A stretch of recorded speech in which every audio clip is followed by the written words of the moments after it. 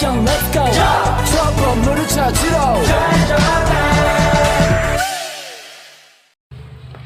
Assalamualaikum warahmatullahi wabarakatuh. Tabi'un. Hello everyone, welcome to my video. In this video, I will present about my segment. But before I start, let me introduce myself. My name is Melissa Alivia with NPM 224111006. And yeah, let's watch my video. Pada video ini saya akan membahas materi differentiation strategi kontrol materi atau materi kontrol strategi diferensiasi. Presentasi ini akan menjelajahi aspek-aspek kunci dari strategi diferensiasi, implementasinya, dan mekanisme kontrol untuk keberhasilan bisnis. Kemudian yang pertama yaitu ada introduction to differentiation strategi atau mengenal strategi diferensiasi. Yang pertama definisinya. Definisinya yaitu strategi diferensiasi bertujuan untuk menciptakan nilai unik bagi pelanggan. Hal ini melibatkan pengembangan produk atau layanan yang khas. Kemudian ada purpose atau tujuannya. Tujuannya adalah untuk menonjol di pasar. Perusahaan berusaha untuk menciptakan keunggulan kompetitif melalui keunikannya. Kemudian ada value creation atau penciptaan nilai, di mana diferensiasi yang berhasil mengarah pada loyalitas merek. Hal ini memungkinkan perusahaan untuk menetapkan harga premium dan meningkatkan pangsa pasar. Kemudian the importance of differentiation atau pentingnya diferensiasi. Yang pertama, market distinction atau pembedaan pasar, di mana diferensiasi membantu bisnis menonjol di pasar yang jenuh. Ini menciptakan identitas unik yang menarik pelanggan.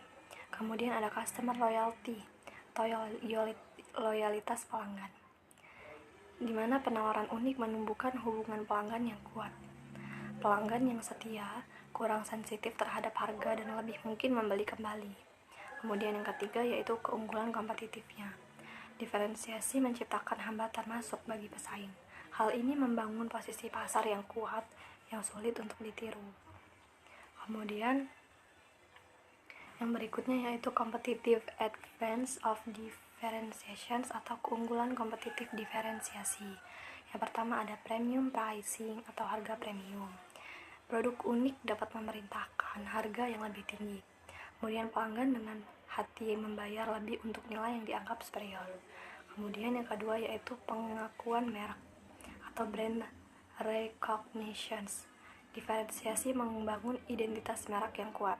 Merek yang dapat dikenali menikmati kepercayaan dan kesetiaan pelanggan yang meningkat. Kemudian ada kepemimpinan pasar atau market leadership, di mana innovator sering menjadi pemimpin pasar. Mereka menetapkan standar industri dan mempengaruhi preferensi konsumen. Kemudian ada implementing differentiation strategies. Yang pertama ada riset pasar, memahami kebutuhan dan preferensi pelanggan, mengidentifikasi celah di pasar yang dapat dimanfaatkan. Lalu ada inovasi, bagaimana mengembangkan produk atau layanan yang unik. Fokusnya pada penciptaan nilai yang tidak mudah untuk ditiru oleh pesaing. Kemudian bagaimana mengeksekusi, menerapkan strategi di seluruh fungsi bisnis, kemudian memastikan konsistensi dalam pesan dan penyampaiannya. Lalu yang terakhir yaitu pemantauan. Bagaimana kita terus mengevaluasi efektivitas strategi, beradaptasi dengan perubahan kondisi pasar dan kebutuhan pelanggannya. Kemudian yang berikutnya yaitu ada produk differentiation technique atau teknik diferensiasi produk.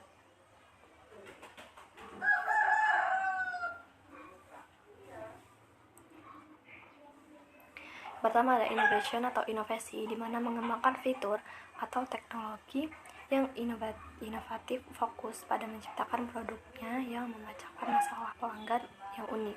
Kemudian bagaimana quality atau kualitasnya? Maka tawarkan kualitas atau kinerja produk yang superior.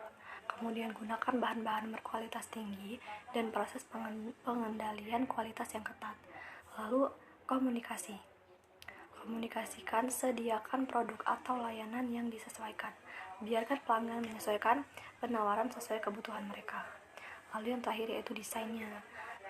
Bagaimana kita menciptakan desain yang menarik secara visual ataupun ergonomis, menonjol melalui daya tarik estetika atau pengalaman pengguna yang lebih baik. Kemudian yaitu strategi diferensiasi harga atau pricing differentiation strategies. Di sini ada strategi, kemudian deskripsinya dan contoh. Strategi yang pertama ada harga premium, yaitu menetapkan harga yang lebih tinggi untuk nilai yang unik, contohnya yaitu merek mewah. Kemudian ada harga berbasis nilai, di mana harga berdasarkan nilai yang dirasakan pelanggan, contohnya seperti perangkat lunak sebagai layanan. Kemudian ada harga dinamis, bagaimana menyesuaikan harga berdasarkan permintaan, contohnya seperti tiket penerbangan.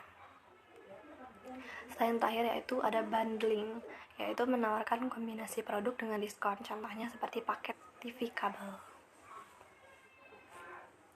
Kemudian yaitu ada branding and marketing differentiation atau branding dan diferensiasi pemasaran. Pertama ada unique brand identity atau identitas merek yang unik.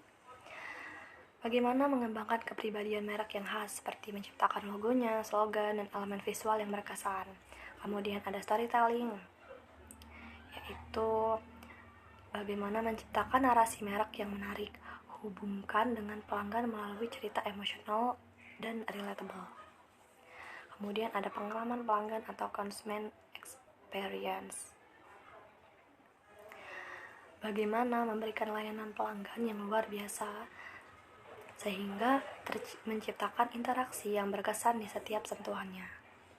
Kemudian ada tanggung jawab sosial atau social responsibility, selaraskan dengan penyebab sosial atau lingkungannya.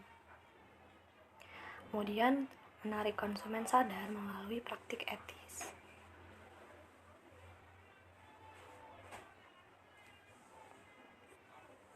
Yang berikutnya yaitu organizational differentiation atau diferensiasi organisasi.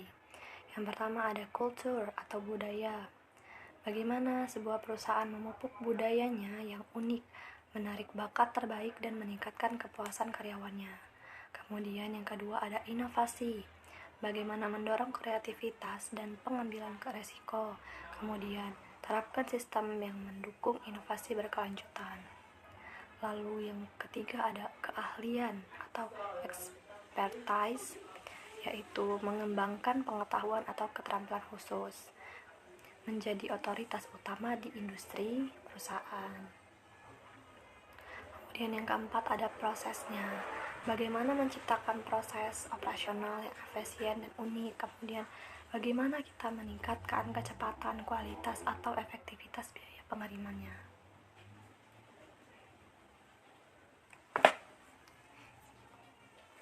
Yang terakhir yaitu challenge and risk of differentiation atau tantangan dan risiko diferensiasi.